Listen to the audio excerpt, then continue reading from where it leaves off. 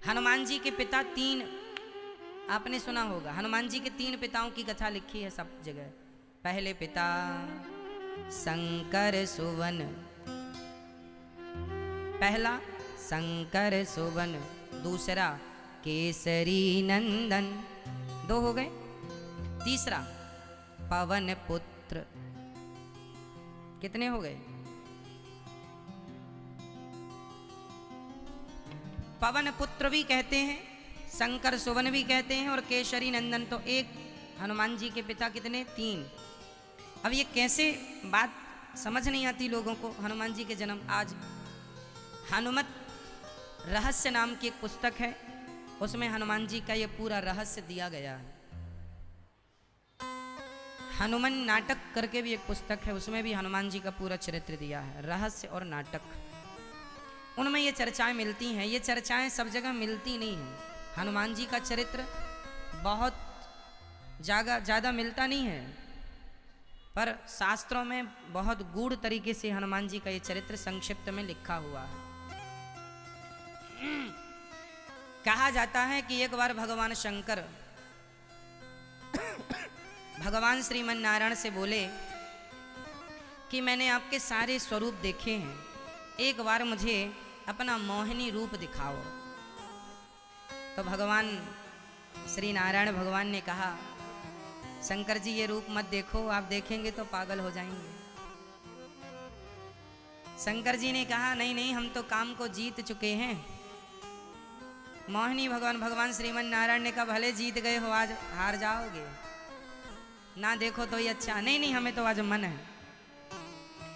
जब भगवान श्रीमन नारायण ने अपने आप को मोहिनी बनाया, मोहिनी रूप में स्त्री बना लिया, मोहिनी अवतार लिया ना भगवान ने, स्त्री अवतार। जब भगवान मोहिनी बनकर आए तो भगवान शंकर ने जब मोहिनी भगवान को देखा तो देखते ही उनमें आसक्त हो गए। वाह! शंकर जी का मन डोल गया और शंकर जी मोहिनी भगवान के पीछे दौड़ने लगे तो भगवान भागे। अरे शंकर जी रुको भाई। शंकर जी नहीं रुके, दौड़ पड़े। तभी मोहिनी भगवान को देखकर शंकर जी को रहा ना गया और भगवान शिव का तेज निकल गया। उस तेज को भगवान श्रीमन नारायण ने, जो मोहिनी बने थे, तुरंत वो अपने नारायण रूप में आए और शिव जी के तेज को उन्होंने अपने हाथ में लिया और कहा कि यह शिव का तेज यदि पृथ्वी पर गिरेगा तो सारी पृथ्वी नष्ट हो जाएगी, सारी पृथ्वी नष्ट हो जाएगी। क्या करें इस तेज का? तभी गौतम नारी अहिल्या, गौतम जी की नारी अहिल्या की एक बेटी है अंजनी। अंजनी किसकी बेटी है? माता अहिल्या की। अहिल्या की बेटी को किसी ने बचपन में कह दिया था, अंजनी तुझे कुंवारे में बच्चा पैदा हो जाएगा। तब अंजनी ने प्रतिज्ञा कर ली थी कि मैं किसी पुरुष को कभी देखूंगी ही नहीं। उस दिन से वो जंगल गई, एक गुफा के अंदर रहती और वहीं भगवान का चिंतन करती हैं, किसी पुरुष को देखती भी नहीं अंजनी माता। शंकर जी का तेज हाथ में लेकर भगवान श्रीमन नारायण चले, शंकर जी भी चले। तो वहाँ अंजनी गुफा में थी। तो संतों ने कहा, भगवान नारायण संत बन गए ना, साधु रूप बना लिया।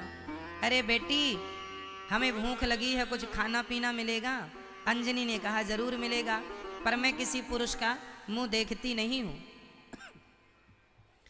एक काम करो कि ये दाना पानी हमसे यूं ही ले लो। माता अंजनी एक बड़ी जगह पर रहती थी, अंदर ही सब कुछ हो जाता था, उनको बाहर निकलने की जरूरत नहीं, कोई अंदर आता जाता नहीं था, केवल उनकी सखियां उनकी सेवा में रहती थी। तो अंजनी ने अन्न पानी बाहर से दे दिया। तो भगवान बोले, सुनो हम खा तो लेंगे, पर तुमने गुरुमंत्र लिया है? जो गुरुमंत्र नहीं लिया होता हम उसके हाथ का खाना पीना नहीं खाते। तो अंजनी ने कहा, तो फिर आप ही गुरु बन जाओ, तो चलो अपना कान दिखाओ। तो वहीं से उनने, अंजनी माँ ने अपना कान यूं किया तो वो तो भगवान नारायण थे। भगवान नारायण ने अंजनी के कान से उस वीर्य को, उस तेज को, शंकर जी के तेज को अंजनी के कान में पवन के द्वारा, वायु के द्वारा, वायु से कहा वायु इसे हाथ से उठाओ और अंदर इसके ले जाके गर्भाशय में स्थापित कर दो। तो अंजनी के कान से वह तेज गर्भ में गया और वो गर्भवती हो गई। शंकर जी का तेज था इसलिए शंकर सुवन। पवन देव के द्वारा कान से गर्भ में गया इसलिए पवन पुत्र। और अंजनी का अंत में केसरी नाम के व्यक्ति से विवाह हुआ इसलिए केसरी नंदन। इसलिए हनुमान जी के 3 ये पिताओं की चर्चा है। इसलिए शंकर सुवन, केसरी नंदन और पवन पुत्र। तो हनुमान जी के जन्म की ये कथा। फिर केसरी से विवाह हुआ, फिर इनके हनुमान जी हुए और जन्म लेते ही पवन तनय बल पवन समाना, बुद्धि विवेक विज्ञान निधाना, कवन सो काज कठिन जग माही, जो नहीं होय तात तुम पाहि। हनुमान जी पैदा होती सबसे पहला काम क्या किया उनने? माँ बड़ी भूख लगी है। अच्छा देख वो पेड़ पर लाल लाल फल लगा हुआ है, जाके खा ले, पका हुआ है। माँ ने तो उंगली ऐसे खींची, हनुमान जी को लगा कि वो उसको कह रही है जो अभी अभी निकला है। कौन? सूर्योदय हुआ था, लाल लाल सूर्य भगवान, वो वाला फल। हनुमान जी ने जो छलांग लगाई, देखिए जाके सूर्य भगवान को खा गए फल समझ के। अब सूर्य भगवान बोले हे भगवान अब कहाँ जाए, हाहाकार मच गया। इंद्र आए, देवता आए, ब्रह्मा आए, सब आए। हनुमान जी तो बस बचाओ बचाओ सूर्य भगवान चिल्ला रहे हैं। तब हनुमान जी से कहा गया आप छोड़ दीजिए। इंद्र ने कहा मेरा वज्र तुम पर कभी कोई प्रभाव नहीं डालेगा, मैं तुम्हें वरदान देता हूं। ब्रह्मा जी ने कहा मेरा ब्रह्मास्त्र कभी आपको परेशान नहीं करेगा, कभी आपको वो लगेगा ही नहीं। भगवान श्रीमन नारायण ने कहा मेरा सुदर्शनास्त्र से तुम्हें कोई, अग्नि ने कहा हमारा आग्नेय, शंकर जी ने कहा हमारा कोई अस्त्र शस्त्र तुम पर काम, तुम सबसे बलशाली हो। छोड़ दिया हनुमान जी ने, है ना। ऐसे वो मुंह फुलाए थे, सूर्य अंदर थे, भगवान ने ऐसे मारा तो सूर्य भगवान चले ऊपर, हनुमान जी नीचे आए। कुल मिला के हनुमान जी का चरित्र ये बता रहा है कि इस धरती पर ऐसा कोई काम नहीं है जो आप नहीं कर सकते। पवन तनय बल पवन समाना, बुद्धि विवेक विज्ञान निधाना, कवन सो काज, nothing is impossible everything is possible.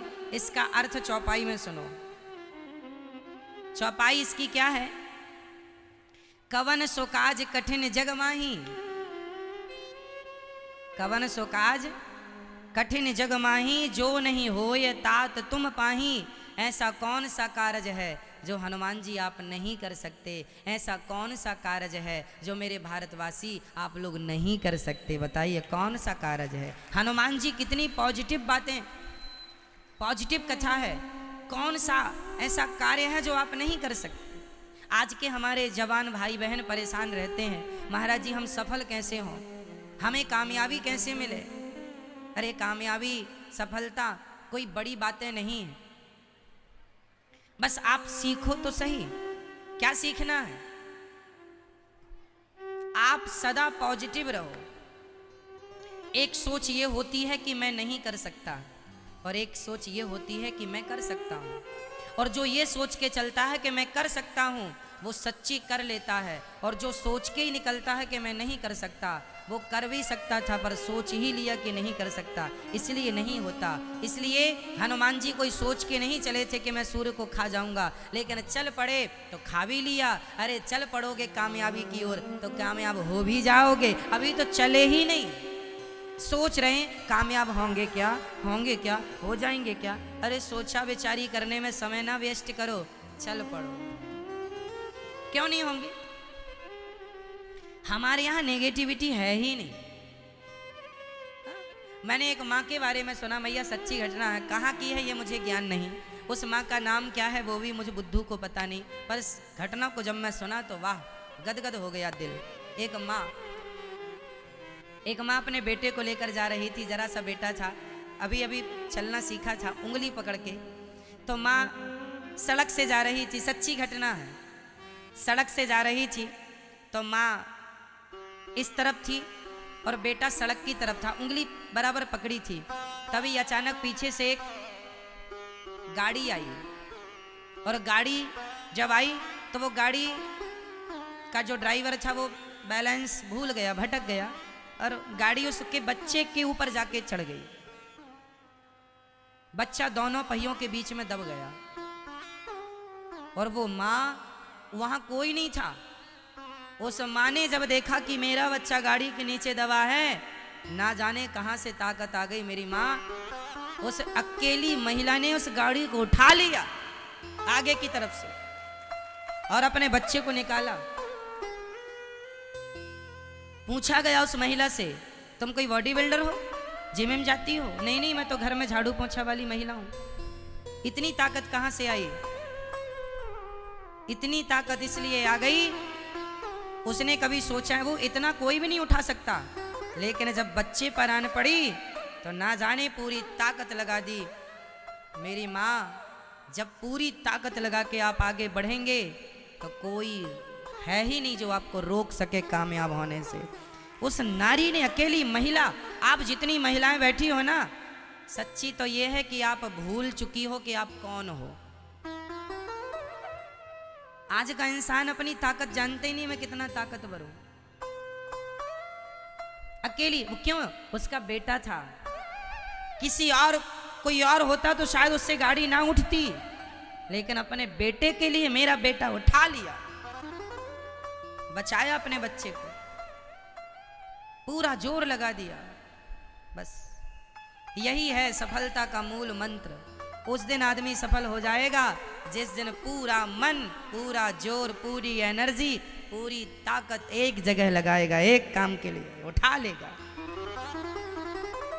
आप लोग बटे हुए हैं, थोड़ा ये भी कर लें, थोड़ा ये भी कर लें, थोड़ा 10 कदम चले, अरे ये रास्ता अच्छा नहीं है, फिर वापस आए तो 10 कदम गए थे, 10 कदम लौटे, 20 कदम, 20 कदम वापस आए और 20 कदम का जो समय जाया हुआ, खर्च हुआ, वो अलग। यदि और आगे बढ़ते तो 20 कदम, 10 कदम और 20 कदम हो जाते, और आगे चलते तो वहीं मंजिल मिल जाती, लेकिन जाकर वापस भी तो आ गए। ये व्यक्ति कभी सफल नहीं हो सकता जो पलट पलट के देखता है। कुल मिला के कहना यह है कि ईश्वर भी उसकी मदद करते हैं जो अच्छे सच्चे रास्ते पर चलते हैं। ईश्वर ही आपको वो शक्ति देते हैं कामयाब होने की। आप बस जिद कर लो, ठान लो कि हमें सफल होना है, कामयाब होके ही रहना, खत्म बात। हमें कोई किंतु परंतु, कोई किंतु नहीं, कोई परंतु नहीं, कामयाब होना है, काम करना है बस। Nothing is impossible, everything is possible. कुछ भी नहीं है ऐसा कार्य जो आप नहीं कर सकते। कोई भी ऊंचाई, चाहे एवरेस्ट की चोटी ही क्यों ना हो, इस धरती पे कोई इतना ऊंचा है ही नहीं जिस ऊंचाई तक आप ना पहुंच सकें। बताइए, हम तो, कल्पना चावला तो अंतरिक्ष में चली गई, तुम एवरेस्ट की चोटी की बात करते हो। एवरेस्ट की चोटी तो वो लड़की चढ़ गई जिसके दोनों पांव टूट चुके थे, दोनों पांव कट चुके थे, वो भी चढ़ गई थी। बिना पांव के अपाहिज लड़की एवरेस्ट की चोटी चढ़ गई, अभी भी वो लड़की जिंदा है। ठीक है, फिर अपाहिज किसे कहते हैं?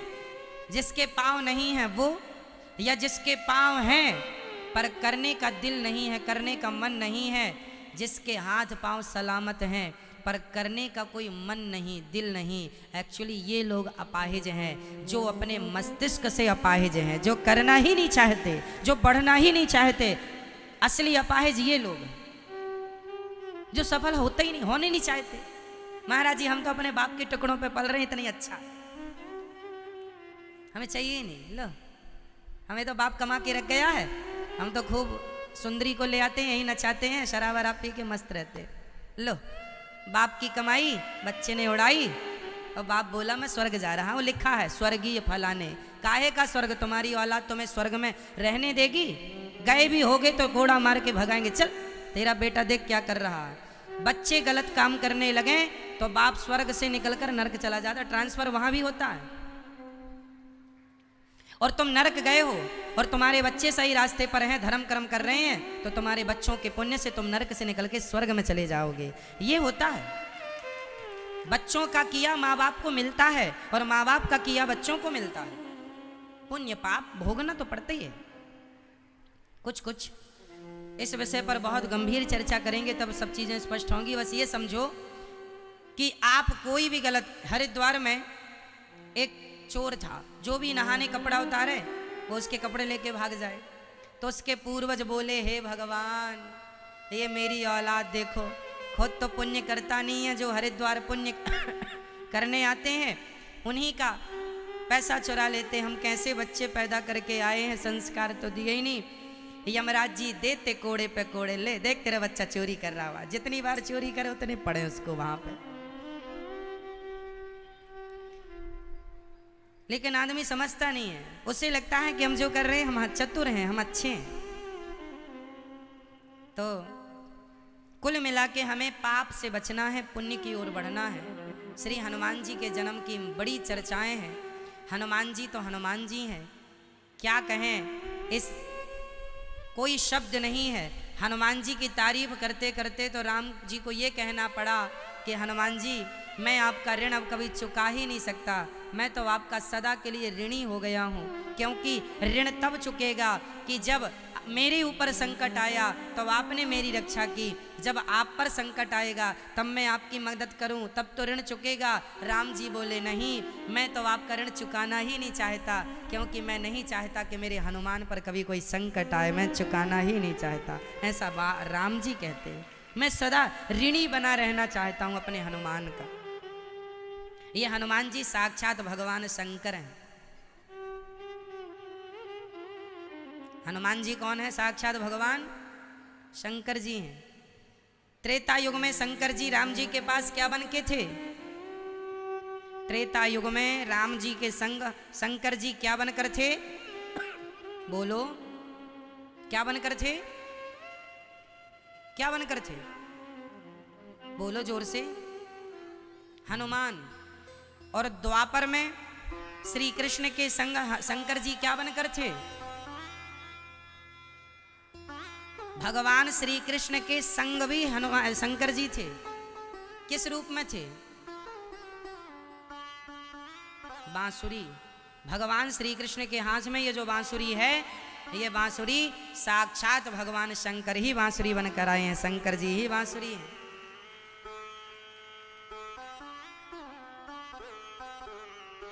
वंशस्तु भगवान रुद्रः, शंकर जी ही बांसुरी। तो शंकर जी भगवान को एक पल के लिए छोड़ते नहीं, सदा साथ रहते। इसलिए हनुमान जी राम द्वारे तुम रखवारे, होत न आज्ञा बिना हनुमान जी की आज्ञा से, बिना शंकर जी की आज्ञा से भगवान श्रीमन नारायण का दर्शन नहीं हो सकता। हनुमान जी की, शंकर जी की आज्ञा लेनी ही पड़ेगी। हे भोलेनाथ हमें आज्ञा दो कि हमें भगवान श्रीमन नारायण का दर्शन हो जाए, हमें गोविंद का दर्शन हो जाए। बिना शंकर जी की आज्ञा के तो राम द्वारे तुम रखवारे, तुम्हारे बिना, हनुमान जी के बिना तो राम जी का कोई दर्शन नहीं कर सकता। इसलिए हनुमान जी से मिलजुल के रहो। हनुमान जी की जो पूजा करता है ना, शनि की दशा उन पर काम नहीं करती, क्योंकि शनि को हनुमान जी ने बहुत सुख दिया है। लंका में शनि तो बहुत परेशान थे रावण के यहाँ, तब हनुमान जी ने शनि को छुड़ाया था। तब शनि ने कहा था कि हनुमान जी आपने हमारा संकट दूर किया है, जो आपकी भक्ति करेगा, जो आपका स्मरण करेगा, जो आपका नाम लेगा, मैं कभी अपनी छाया उन पर नहीं डालूंगा, सदा उन पर कृपा की दृष्टि होगी, उनकी 7.5 इत्यादि होगी भी तो उसका कोई बुरा प्रभाव नहीं होगा, जो आपकी सेवा। इसलिए हर सनातनी को हनुमान चालीसा तो रोज पढ़ना चाहिए अपने बच्चों को, जो बुद्धि बढ़ाने वाले हैं श्री हनुमान जी। तो बुद्धि बढ़े, ज्ञान बढ़े, अष्ट सिद्धि नवनिधि के दाता, सब कुछ देने वाले हैं। ज्ञानी नामाग्रगण्यम, ज्ञानियों के अग्र हैं। तो हनुमान जी रोज हनुमान चालीसा तो पढ़ना चाहिए।